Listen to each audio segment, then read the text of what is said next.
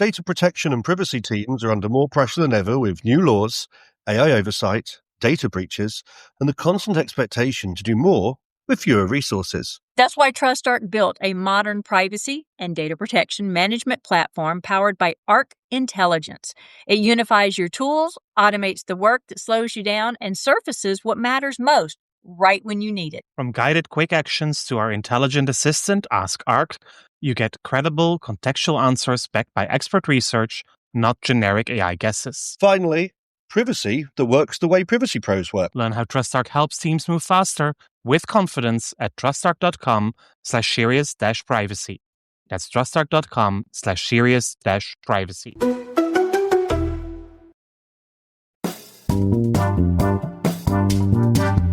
This is Serious Privacy by TrustArc.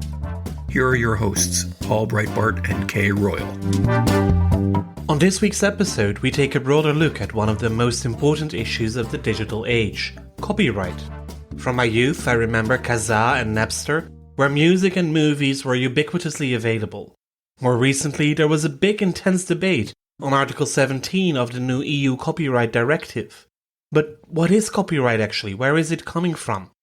The man that knows all about this debate is Glyn Moody, who recently published a book on copyright called World Culture. Glyn is a British technology writer who wrote previously about bioinformatics and open source software. You may also know him from articles he wrote for Wired and Ars Technica. My name is Paul Breitbart. And I'm Kay Royal, and welcome to Serious Privacy.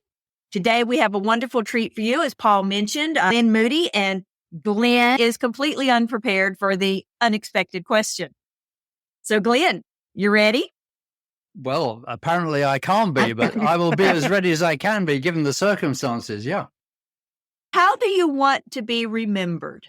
I suppose we all want to try to make the world a better place in some way, and in many ways my journalism has been about that.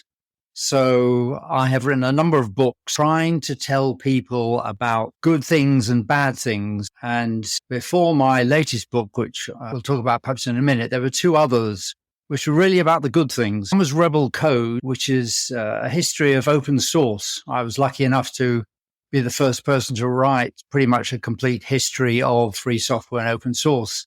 This idea that you write software collaboratively and then just give it away, it actually is better software and it runs the world in a way that commercial software can't. And in fact, we've seen open source basically runs internet and practically every computer apart from a few desktop models. The second book I wrote was about bioinformatics and genomics. And this really was the kind of ideas of open source applied to biology. The Human Genome Project, which was about sequencing the complete genome of a human being, also adopted this idea, well, if we just give all our data away, wonderful things will happen. And they did. So those first two books were about how if you share things, we all benefit. Unfortunately, my latest book, which is World Culture, is about people trying to stop you sharing things and the bad things that happen because of that. Oh, very nice. Very thorough. I don't think he was unprepared for that question at all. Paul, you and I might have to build it up. No. I have a follow-up here, Glyn, because I want to know, do you then want to be the one to be remembered for sharing things or for keeping things secret? Oh, well, I try to share things as much as possible. In fact, my last book, my most recent one, is released under a Creative Commons CC0 license, Impressive. Which means that people can not only download it for free, they can even sell copies, as far as I'm concerned, or they can cut up into small pieces and then just sort of sprinkle it in the air. So, I mean, you can do anything with my book now. So I do try to share. Well, that's not a nice thing to do with books. Well, if you're a performance artist, maybe you do something interesting by cutting my book up. I'm not entirely sure. But. Well, who knows? I love it. All right, Paul. So how do I want to be remembered? Yes. Probably just as a good friend, as a nice person. I think that's, doing the great things in life, of course, absolutely. That's why I've spent so much time in politics, as our listeners know. But, you can only make very small steps. And I think in the end, friendship is what counts most. It is. I promise to remember you that way, but I will probably die first. You never know. Getting very dark. It's getting very dark here all of a sudden.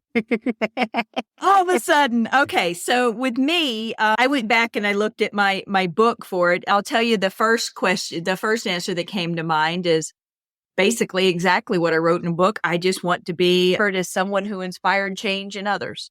Yeah. Because I truly believe if you only impact one person and they effectuate change, you are impacting the world. Yep. Yeah. Things can snowball. Exactly.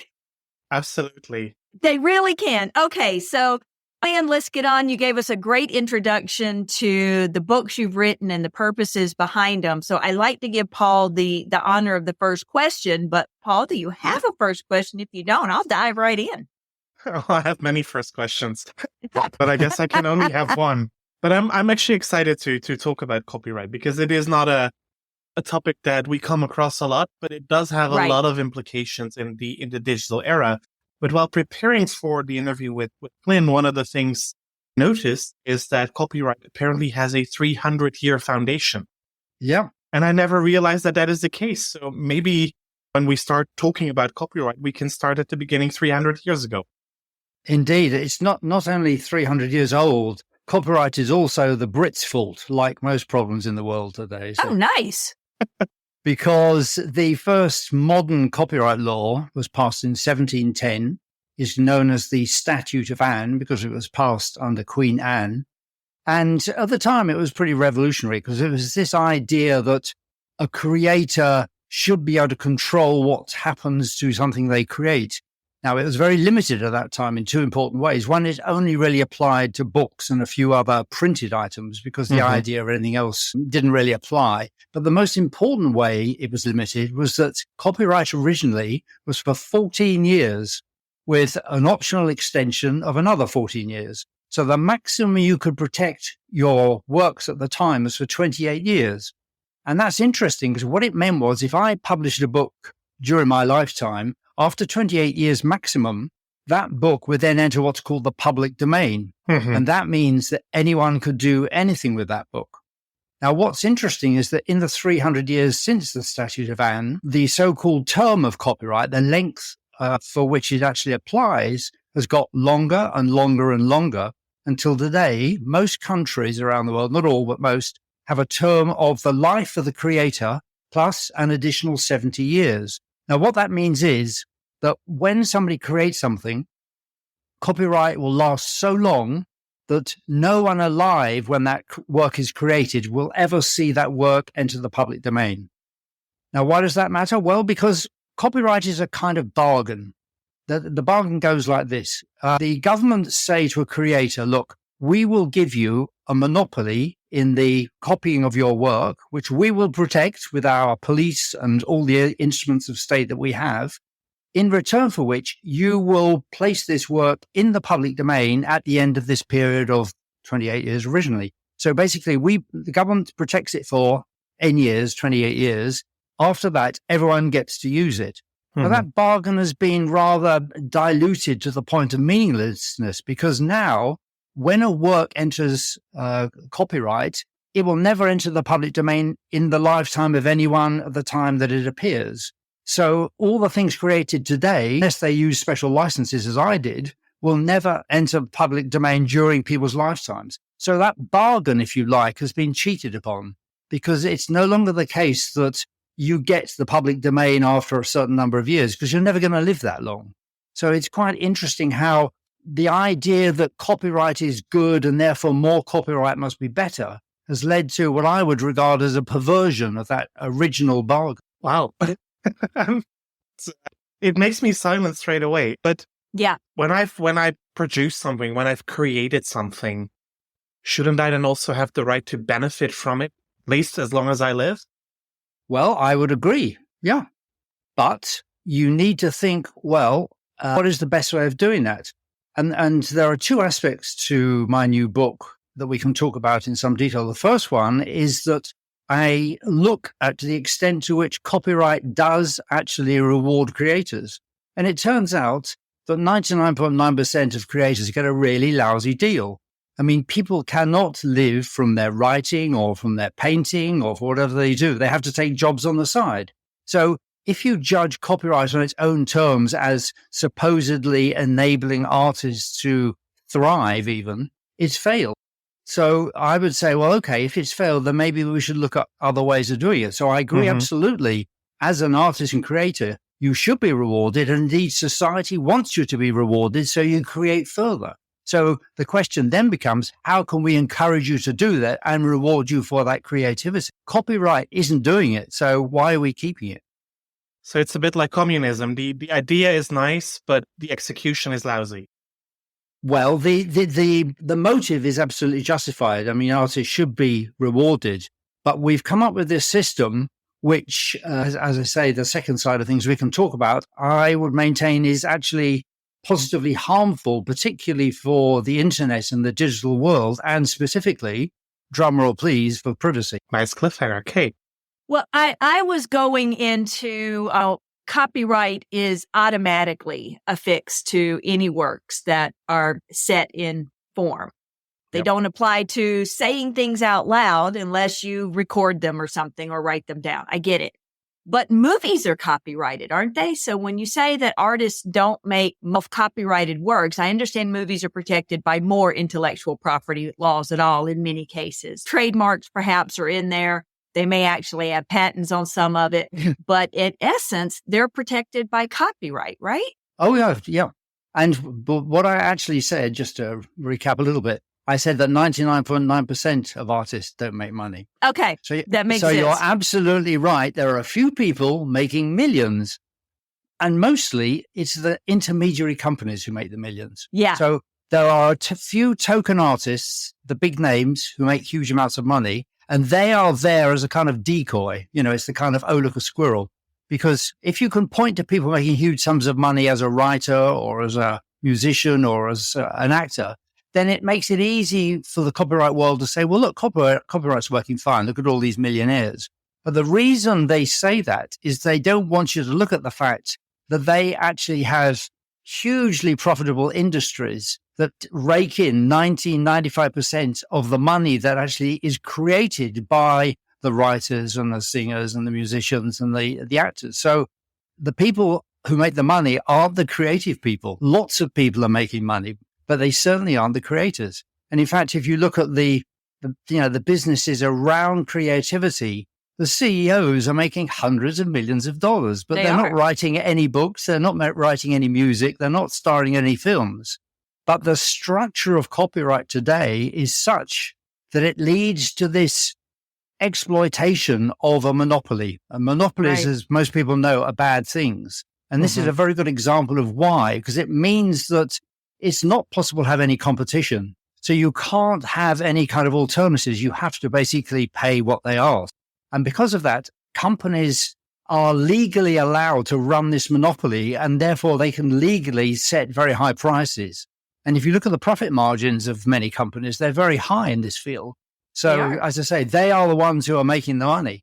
Most artists are not. And I have a lot of friends who are artists and who are IP attorneys, including on copyright. And they're always saying you have to honor the copyright laws. You shouldn't go beyond them. You shouldn't even use a quote from a book without permission. Different things, unless you fall under one of the exceptions for education and things like that. But basically, and I don't recall if you had a suggestion for how long copyright law should protect them, but let's go with the old version of 28 years.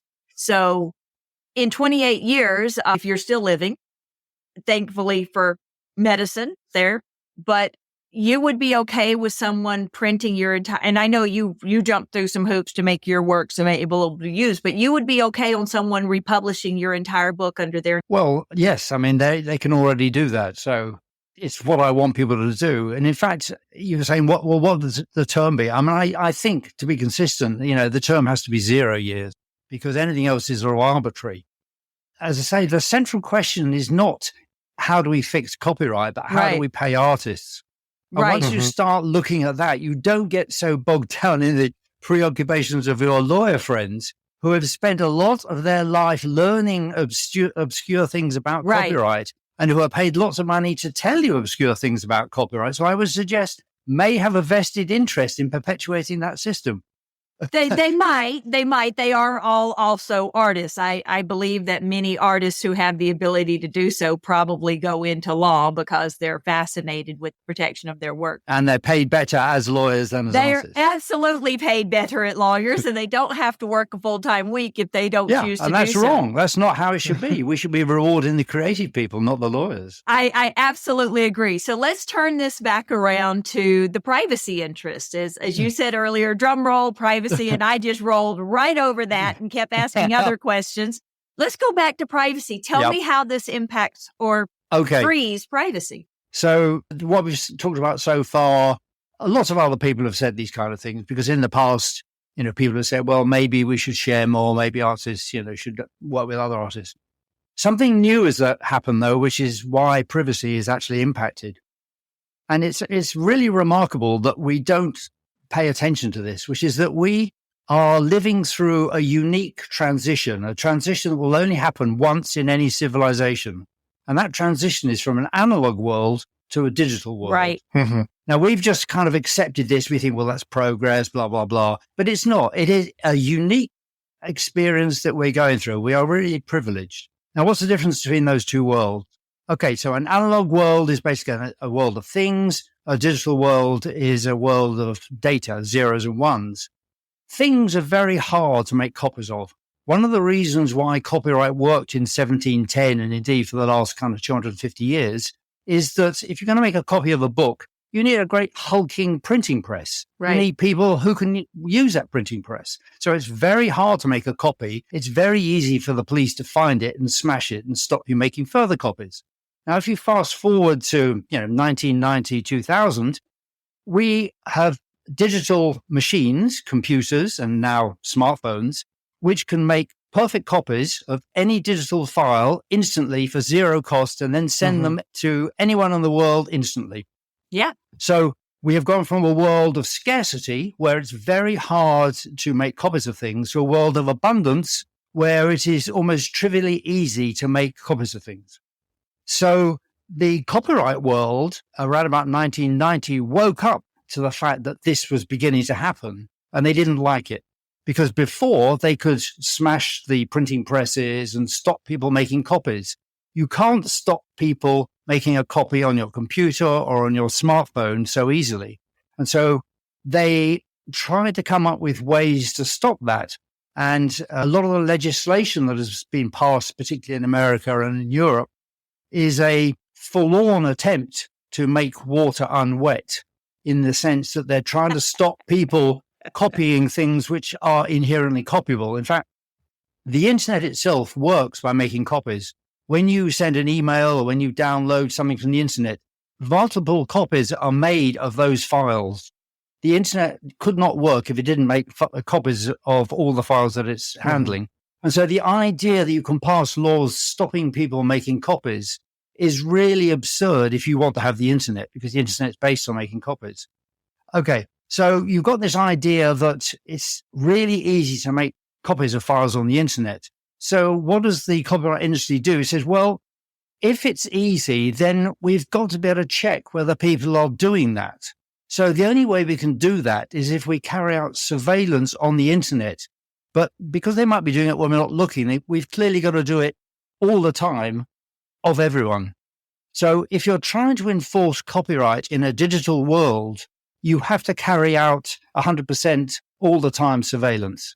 So privacy can't exist in that state. I think I agree with that. And we don't want that, of course, that 100% surveillance all of the time. And if I recall, there is quite a bit of case law, especially on downloading of music and films and ebooks from torrent sites, and in the old days from Napster, which was seen as a breach of copyright. In the Netherlands, this was always slightly different because we have the right of a home copy, and we even pay for the right to have that home copy. Every carrier, whether it is a CD or an e-reader or a laptop or a smartphone, you pay a surcharge to a special fund, which is then redistributed among artists. And to make it very, very shocking, that's an amount of €7.30 for a smartphone, €2.30 for a laptop. So it's not massive amounts of money. At least it's some sort of compensation. So for a long time, it was also thought, it still actually is the case, downloading in the Netherlands would be allowed, even if it is copyright protected information, as long as you don't re-offer it, which is, of course, the problem with all the torrent websites, where to download, you also need to upload. Are those kind of approaches part of the solution that you would be looking at? Have these kinds? Not at all, no. Okay. Because, in fact, you asked. Because Oh, absolutely. what you described is very interesting, because they are attempts by the copyright industry to either stop people doing things or to make them pay for it, which, frankly, is absurd. And it's interesting you talk about downloading, because as you probably know, the European Union passed something called the Copyright Directive, which institutes upload filters. It will require major sites like Facebook, Google, TikTok, whatever, to spy on all uploads. So your downloads may be okay, but your uploads are going to be spied on, because the requirement of Article 17 of the Copyright Directive is that the large platforms must stop unauthorized material being uploaded. Otherwise, they lose their safe harbor protections under copyright. And so the only way that can be done is through these upload filters, which are going to be basically algorithms. They're going to be automated filters, which just look at everything that's uploaded. So that is by law going to be placed in operation I'm afraid in Holland too, Yes, I'm well aware. And I recall the Article 17 Copyright Directive discussions as well. Let me be bold here and make a prediction. This article won't survive a challenge before the Court of Justice of the European Union. Because it interferes with the... Well, there's already been one challenge. Yeah. Poland brought one, and the court said it's acceptable, but with the very strong and confusing proviso that legal material must not be blocked. So they are calling for perfect upload filters that never make a mistake. Interesting. And those exist. We also know that. Yeah. But the underlying premise has logic. I mean, I'm not usually the negative one here, but the underlying premise has logic, because when you buy a work of art, and we're going to go with printed works of art or online works of art, the clips, the movies, the books, the things, you have the right when you purchase it to have a copy. So that's logical. When I buy software nowadays, it has to be downloaded. They even allow me to download it to more than one device as long as it's the same owner. So it's interesting in that when you buy a work of art, you have the right to own that work of art. It's yours. You don't own it. You don't own it. You have a license to it. No, you have a license to it. That's a big argument that forced with Kindle and everybody about the books people bought and things like that. Yes, Yep. I agree. But what I'm saying is they're not trying to stop people from legitimately having their purchase copy of the art, whether it's a license to watch it or whatever it is, license to use it. They're not stopping that. They're trying to stop people from making copies of it and then spreading it further out in the world. So the underlying premise is actually pretty decent. They're trying to stop this digital proliferation that you were telling us about. People can make a copy and shoot it wherever they want. So they're trying to limit the illegal activity to the personal activity of the one copy to your device or whatever you're doing, but stop that other. But going through the provisions to stop the other is where we run into problems. Yeah. I mean, I don't agree that it's reasonable, but if you do think it's reasonable, you then hit up against the fact that you have to have surveillance to stop that. So, I mean, my solution is that, it's not reasonable, so we don't need the upload filters. Their solution is we need upload filters. Oh, what do we do now? And privacy is thrown out of the window. That's why I keep saying that, if you don't look at things through the prism of copyright, then a lot of these problems go away. The central problem is, how do we remunerate artists fairly? Right. It's not how do we make a broken system of copyright vaguely work. So you would throw the whole kit and caboodle out the window and start fresh. I would. How many artists, I mean, I'm sure you've talked about this topic often. Do you get pushback from artists on this? Somewhat. Okay. Tell us more. But that's because the copyright industry has done a fantastic job in implanting the idea, implanting the idea in politicians and particularly in creators that copyright is necessary to be a creator and make money. And what's ironic is that it is these companies that plant that idea in the creators' minds that make most of the money. Oh, yeah. I mean, they are making fools of the people and then convincing these people they are their friends. I mean, the betrayal is so deep, it's astonishing. But in many ways, you're right. You're absolutely right. When people want to publish something until you got to the self-publishing, which there's still an intermediary, they have to go through an intermediary in order to get it published, to get it out to the public, whether it's a book or whatever it is. And so you're right. It's not the artist making the tons of money, even if it's wildly successful. Yeah. So why do they accept it? Why do they defend copyright, which is causing them? Well, brainwashed in a cultural sense that, I mean, I know it's true also in America, but, in the UK, the copyright industry keeps pushing for school children to be taught the value of copyright. I mean, it is literal brainwashing. They are supposed to be taught to respect intellectual property. But we don't teach them privacy. We don't teach them how to be safe online. There's no money in that. Why would they do that? Yeah, you're right. We're absurd. Not teaching them the important things, the history and the art. We're teaching them, it doesn't matter about art, but if you are going either way, copyright. Well, it's teaching them about money, basically, because it has a, value for people who can afford lobbyists, and the lobbyists are very effective. I have a big problem with our educational system, so that'll be a whole nother show. Absolutely. So what would be the monetary solution? Because that's the real question. If you say to the artist, you don't have any more copyright, I think a lot of people will scream, what about my income? Even though it is a tiny percentage of what they may be dutifully I want to owed. give them more. That's what I'm looking for. I'm looking for a solution that will give them, 10 times more, 100 times more. So the issue is, how do we do that? Now, as I've described, the internet is what has caused this, inverted commas, problem, in the sense that because of the internet, people can actually make copies and send them anywhere. But I also think that's the solution, because you were saying that, if you want to publish a book or write music, whatever, you need to go through intermediaries. Mm-hmm. Well, that was true until, 10 or 20 years ago, but it's not true now, because all you really need is just some kind of minimal online presence and a payment system.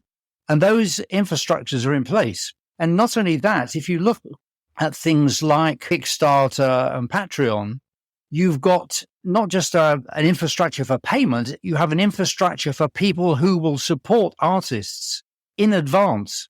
Because one of the weird things is, at the moment, you only pay an artist after they've created something. So they have to spend 10 years of their life writing their great American novel, or years writing their fantastic symphony. And then if they're lucky, they get paid. So if we can move to a system whereby they get paid before they create, they won't have all the kind of sense of, what am I going to do to feed my children? And one of the big advantages of moving to a system based around fan support, in other words, people using Patreon, people using Kickstarter, is that you can actually pay forward. You say, I love your work. I want more of it. I recognize you have a right to a decent wage, so I will pay you $10 every month, because I trust that you're going to write, another masterpiece, or if not a masterpiece, another great work that I love. And when it comes out, then that will be given away for free, because at that point, the artist has already been paid before by all the fans. And if it's given away for free, you don't need copyright. You don't need upload filters. So by taking a step back and turning things on their head and paying in advance, you don't need copyright, because there isn't this need for a punitive system against people who haven't paid. And in fact, there's an advantage of giving away your work for free, because you can recruit more people who will then pay you in advance. So your work, your past work, becomes a kind of marketing tool for your future work. And you actually want people to share it. So how would that work for a bookstore? Because I still I do read a lot of ebooks, but I still like a nicely produced copy, hard copy of a book. Okay. And I like brick and mortar stores with somebody who can give me advice. Yeah. Those are analog. I'm talking about digital books or digital artifacts. So there is still a market for people who want these digital artifacts turned into analog artifacts. But if you had no copyright, you would then have a competitive system whereby anyone could print that digital version. And so you would actually have costs coming down. You would have a choice of formats. You would have different kinds of books. So I would argue you would probably have a greater choice for your beloved, and I love books too, I'm surrounded by hundreds of them here, beloved books, because it wouldn't be a monopoly anymore. Okay. As the artist, as the author of a book, I want to have a say on the font that is being used and the weight of the paper and the whole look and feel of the book, because that's important. And I don't want somebody else to go away with that and make something rubbish out I agree. of it. And that is a business opportunity, because what it means is that you can actually get together with a publisher and produce an authorized version. And you say, this is the typeface I want. This is the paper quality I want. This is the cover I want. It doesn't stop other people producing cheapo versions for people who can't afford that or who don't care. But there will be an authorized version that will let you make money, because you'll be able to charge a premium price because it's authorized, alongside all the digital versions, alongside all of the fan support that you get. So actually, I would argue that there are more opportunities for making money in that system. Mm-hmm. I'm still skeptical on the whole thing of someone writing a book and then someone else can just copy it wholesale and produce it literally the next day, and nobody knows who the actual author is. Is it this person, this person, this person, or that person? But they do. Again, the internet solves that. You can't hide things on the internet. If you have written something and somebody then takes it and claims it's yours, it takes a few hours for someone to actually say, well, no, I can prove with these timestamps, that you've just taken it from this site here. But if there's no law that protects you from copying it, who cares?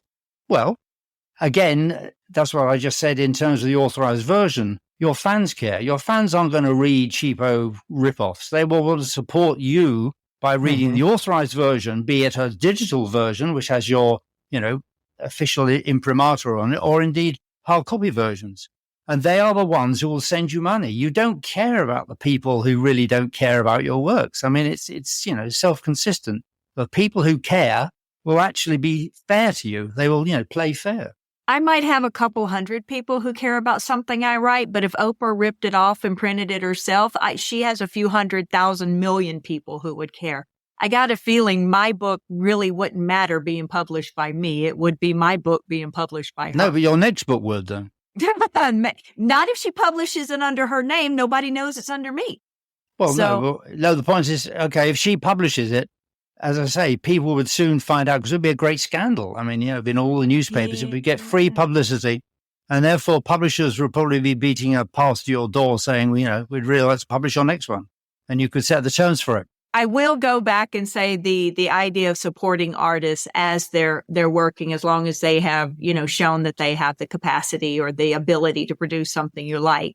I think that's a great idea. I think I'm just going to have to be the skeptic this time on the show. And that's usually not my role. I'm usually the positive Pollyanna that says, yes, that works. Let's make it happen.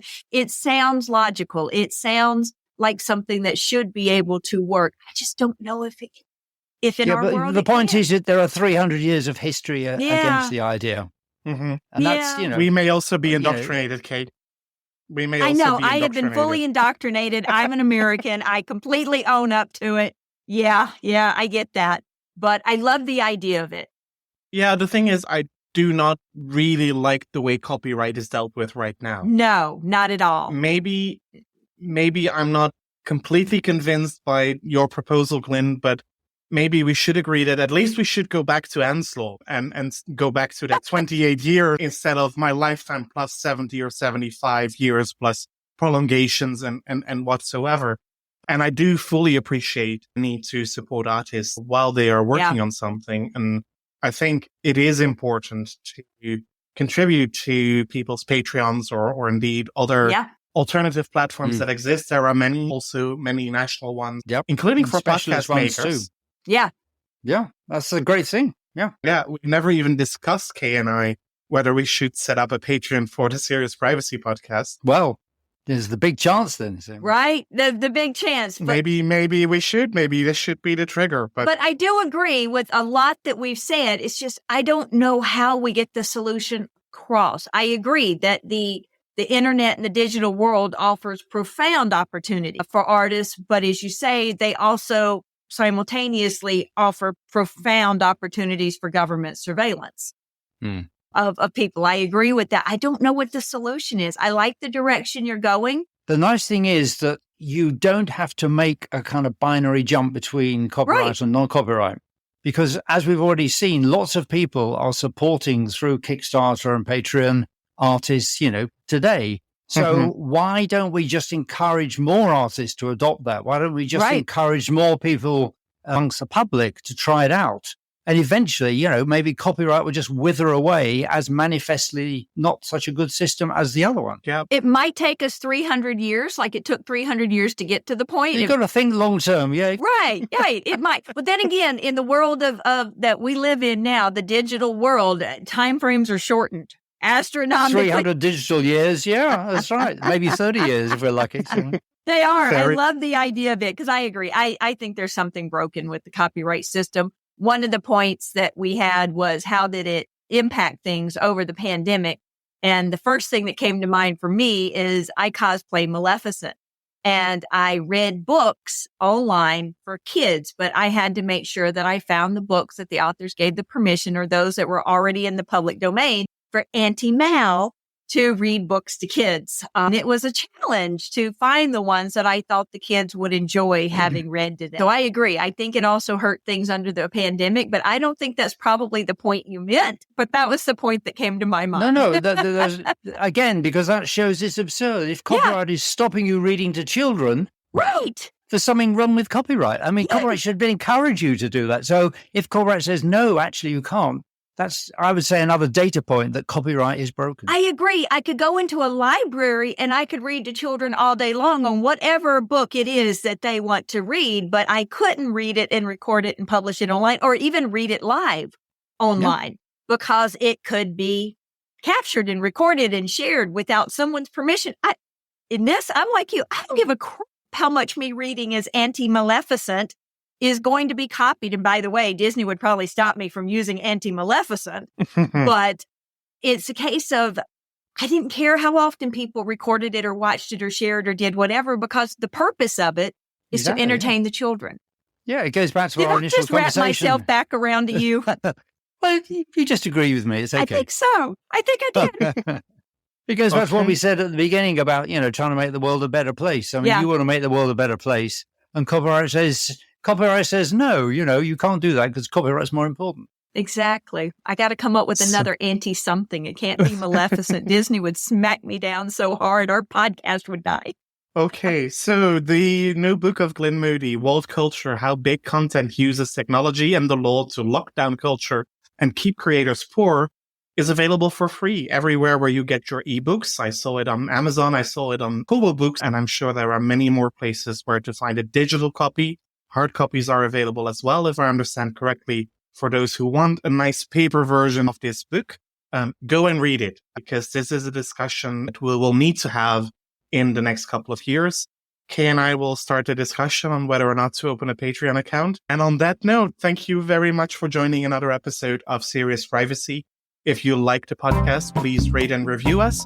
Send us feedback via LinkedIn. Find us under Serious Privacy, or on Twitter at Podcast Privacy. You'll find Kay on Twitter as Heart of Privacy and myself as EuroPolB. Until next week, goodbye. Bye, y'all. That was Serious Privacy.